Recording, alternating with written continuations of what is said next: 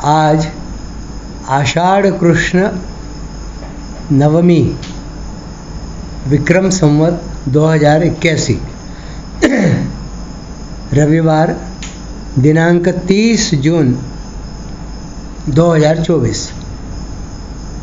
इसके पूर्व श्रीमद् भगवद गीता के 10वें अध्याय का अर्थात विभूति योग का विवेचन देख चुके हैं। आज से एकादशोध्याय अर्थात 11वें अध्याय का आरंभ करते हैं।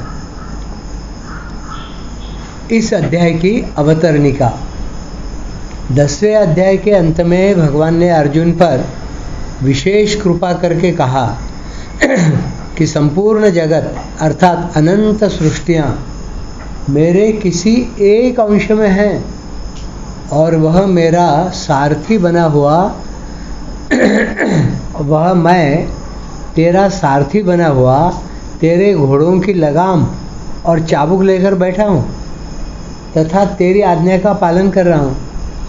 जब सब विभूतियाँ और योग अर्थात प्रभाव का महान आधार मैं तेरे सामने बैठा हूँ, तब तुझे अलग अलग विभूतियों को जानने की क्या आवश्यकता है। इस बात को सुनकर जब अर्जुन की दृष्टि भगवान की महती कृपा पर गई तब वे बड़े आश्चर्य में डूब जाते हैं और बोल उठते हैं। अर्जुन उवाच मदनुग्रहाय परमं गुह्यमध्यात्म संज्ञितं यत्त्वयोक्तं वचस्तेन मोहोऽयं विगतो मम। इस श्लोक में कहा गया है, भगवान की कृपा का अनुभव करके अर्जुन भाव विभोर हो उठे और कृपा का रहस्य प्रकट करने के लिए जब अत्यधिक प्रसन्नता से बोले, तब नियम का ख्याल न रहने से यह श्लोक 33 अक्षरों का आया है, जबकि गीता भर में अनुष्टुप छंद वाले श्लोक 32 अक्षरों के ही आए हैं। तात्पर्य है कि अत्यधिक प्रसन्नता होने पर नियम का ध्यान नहीं रहता। बड़ी अच्छी बात आई है। नियम वगैरह तो सब पीछे रह जाते हैं जहाँ अत्यधिक प्रसन्नता हो जाती है या आत्मीयता हो जाती है वहाँ की बात। अच्छा,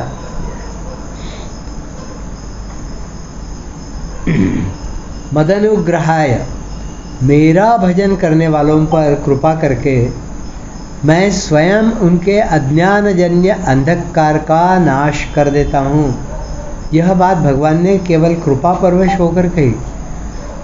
इस बात का अर्जुन पर बड़ा प्रभाव पड़ा, जिससे अर्जुन भगवान की स्तुति करने लगे। ऐसी स्तुति उन्होंने पहले गीता में कहीं नहीं की। उसी का लक्ष्य करके अर्जुन यहाँ कहते हैं कि केवल मेरे पर कृपा करने के लिए आपने ऐसी बात कही है। ऐसे तो पहले अध्याय से लेकर यहाँ तक भगवान ने जो कुछ कहा है वह सब कुछ कृपा परवश होकर ही कहा है। वास्तव में भगवान की संपूर्ण क्रियाओं में कृपा भरी रहती है, पर मनुष्य उसे पहचानता नहीं। भगवान की कृपा को पहचानने पर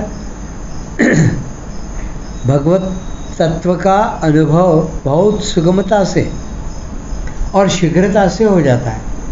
अर्जुन का लक्ष्य भी जब भगवत कृपा की ओर जाता है तब वे विभोर होकर कह उठते हैं कि आपकी कृपा से मेरा मोह नष्ट हो गया। परमम गुह्यम अपनी प्रधान विभूतियों को कहने के बाद भगवान ने 10वें अध्याय के अंत में अपनी ओर से कहा कि मैं अपने किसी अंश में संपूर्ण जगत को अनंत कोटि ब्रह्मांडों को व्याप्त करके स्थित हूँ।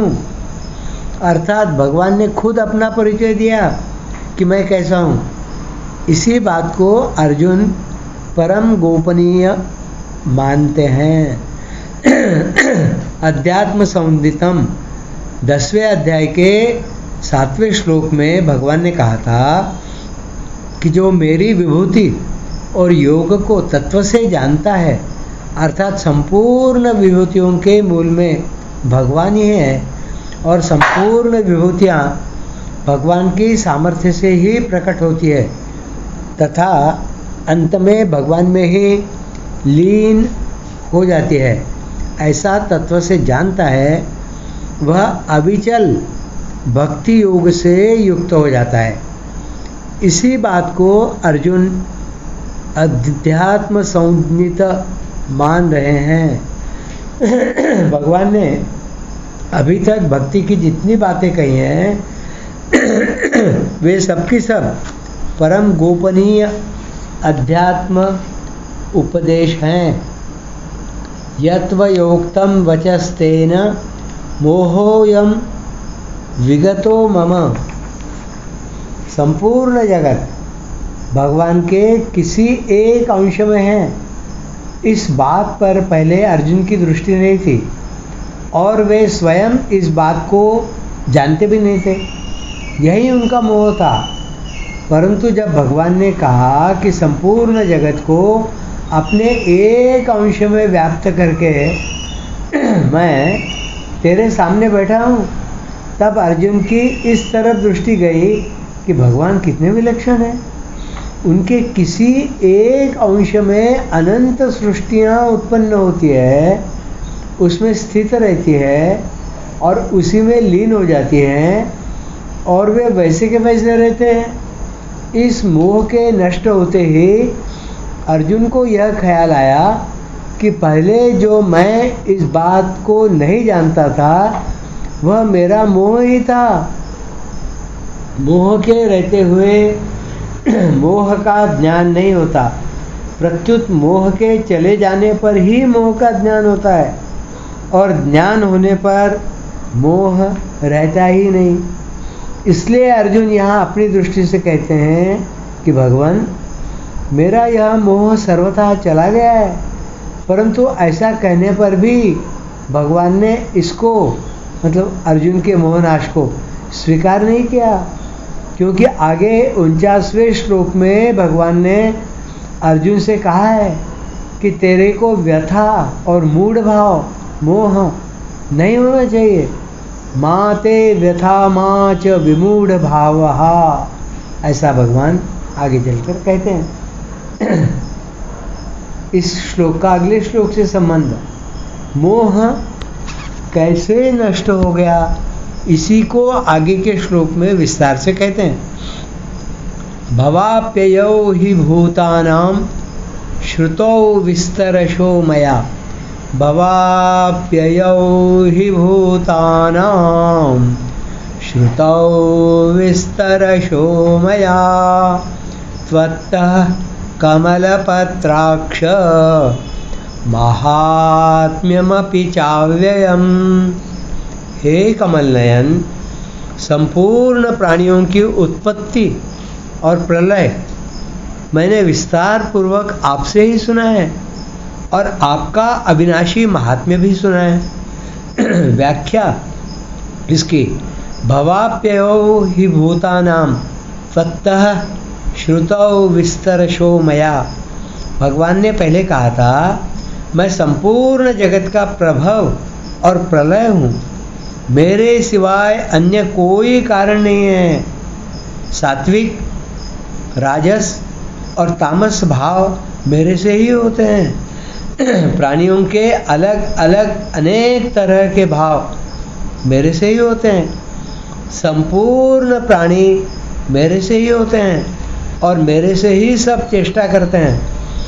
प्राणियों के आदि मध्य तथा अंत में मैं ही हूँ और संपूर्ण सृष्टियों के आदि मध्य तथा अंत में मैं ही हूँ।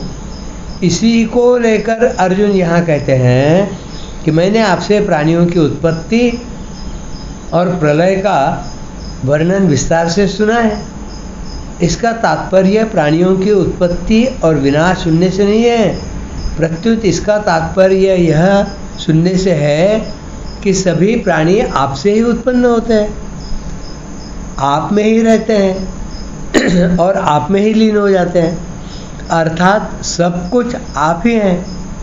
महात्म्यमपि चाव्ययम्, आपने 10वें अध्याय के 7वें श्लोक में बताया कि मेरी विभूति और योग को जो तत्व से जानता है वह अविकम्प भक्ति योग से युक्त हो जाता है।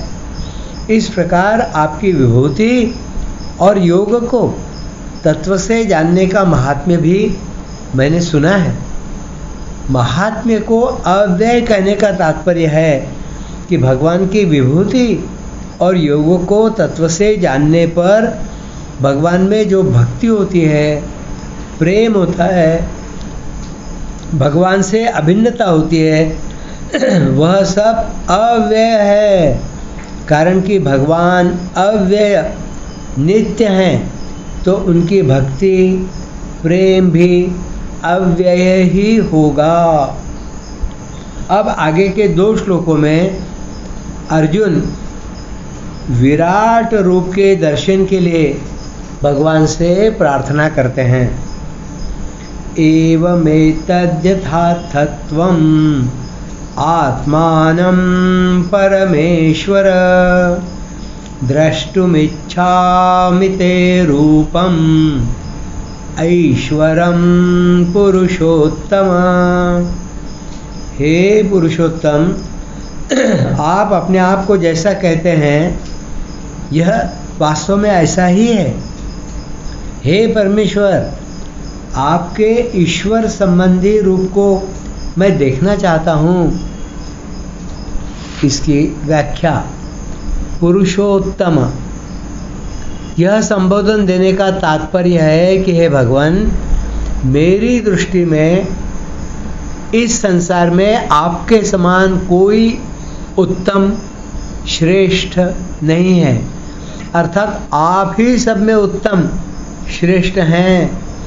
इस बात को आगे 15वें अध्याय में भगवान ने भी कहा है कि मैं क्षर से अतीत और अक्षर से उत्तम हूँ, अतः मैं शास्त्र और वेद में पुरुषोत्तम नाम से प्रसिद्ध हूँ।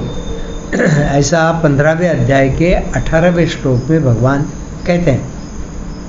एवमेतद्यथार्थत्वम् आत्मानं, हे पुरुषोत्तम, आपने 7वें अध्याय में कहा है मेरे प्रति अपने अलौकिक प्रभाव का, सामर्थ्य का जो कुछ वर्णन किया वह वास्तव में ऐसा ही है। यह संसार मेरे से ही उत्पन्न होता है और मेरे में ही लीन हो जाता है, मेरे सिवाय इसका और कोई कारण नहीं है। सब कुछ वासुदेव ही है।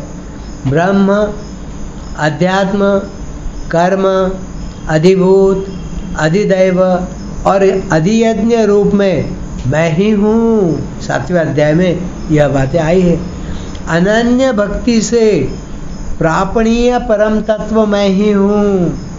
मेरे से ही यह संपूर्ण संसार व्याप्त है, पर मैं संसार में और संसार मेरे में नहीं है। सत और असत रूप से सब कुछ मैं ही हूँ।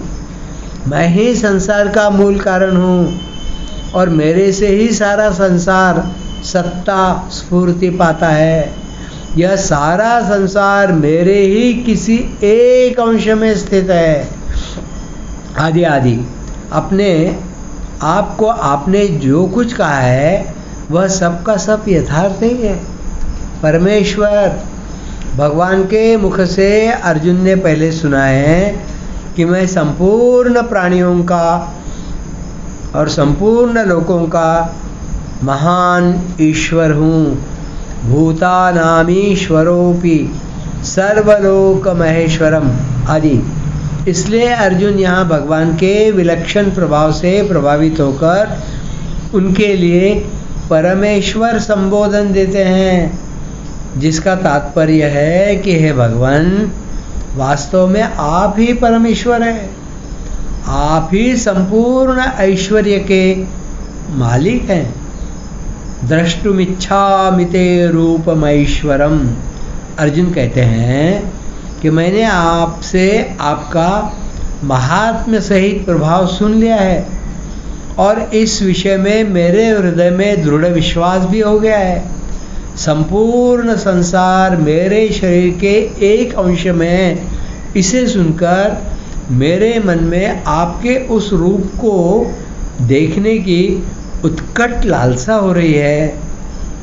दूसरा भाव यह है कि आप इतने विलक्षण और महान होते हुए भी मेरे साथ कितना स्नेह रखते हैं, कितनी आत्मीयता रखते हैं कि मैं जैसा कहता हूँ वैसा ही आप करते हैं और जो कुछ पूछता हूँ उसका आप उत्तर देते हैं। इस कारण आपसे कहने का, पूछने का किंचित मात्र भी संकोच न होने से मेरे मन में आपका वह रूप देखने की बहुत इच्छा हो रही है, जिसके एक अंश में संपूर्ण संसार व्याप्त है। 10वें अध्याय के 16वें श्लोक में अर्जुन ने कहा था कि आप अपनी पूरी की पूरी विभूतियां कह दीजिए, बाकी मत रखिए। वक्तुमर्हस्य शेषेण। तो भगवान ने विभूतियों का वर्णन करते हुए उपक्रम में और उपसंहार में कहा कि मेरी विभूतियों का अंत नहीं है। इसलिए भगवान ने विभूतियों का वर्णन संक्षेप से किया। परंतु यहाँ जब अर्जुन कहते हैं कि मैं आपके एक रूप को देखना चाहता हूँ, द्रष्टुमिच्छामि ते रूपम, तब भगवान आगे कहेंगे कि तू मेरे सैकड़ों हजारों रूपों को देख। जैसे संसार में कोई किसी से लालच पूर्वक अधिक मांगता है तो देखने वाले में देने का भाव कम हो जाता है और वह कम देता है। इसके विपरीत यदि कोई संकोच पूर्वक कम मांगता है तो देने वाला उदारता पूर्वक अधिक देता है। ऐसे ही वहाँ अर्जुन ने स्पष्ट रूप से कह दिया कि आप सबकी सब विभूतियाँ कह दीजिए। तो भगवान ने कहा कि मैं अपनी विभूतियों को संक्षेप से कहूँगा। इस बात को लेकर अर्जुन सावधान हो जाते हैं कि अब मेरे कहने में ऐसी कोई अनुचित बात ना आ जाए। इसलिए अर्जुन यहाँ संकोच पूर्वक कहते हैं कि अगर मेरे द्वारा आपका विराट रूप देखा जा सकता है तो दिखा दीजिए। अर्जुन के इस संकोच को देखकर भगवान बड़ी उदारता पूर्वक कहते हैं कि तू मेरे सैकड़ों हजारों रूपों को देख ले। दूसरा भाव यह है कि अर्जुन के रथ में एक जगह बैठे हुए भगवान ने यह कहा कि तू जो मेरे इस शरीर को देख रहा है, इसके किसी एक अंश में संपूर्ण जगत, जिसके अंतर्गत अनंत कोटि ब्रह्मांड है, व्याप्त है। तात्पर्य है कि भगवान का छोटा सा शरीर है और उस छोटे से शरीर के किसी एक अंश में संपूर्ण जगत है। अतः उस एक अंश में स्थित रूप को मैं देखना चाहता हूँ। यही अर्जुन के रूपम, एक रूप कहने का आशय मालूम देता है। आज बात यहीं समाप्त करते हैं, आगे फिर पढ़ाएंगे। धन्यवाद।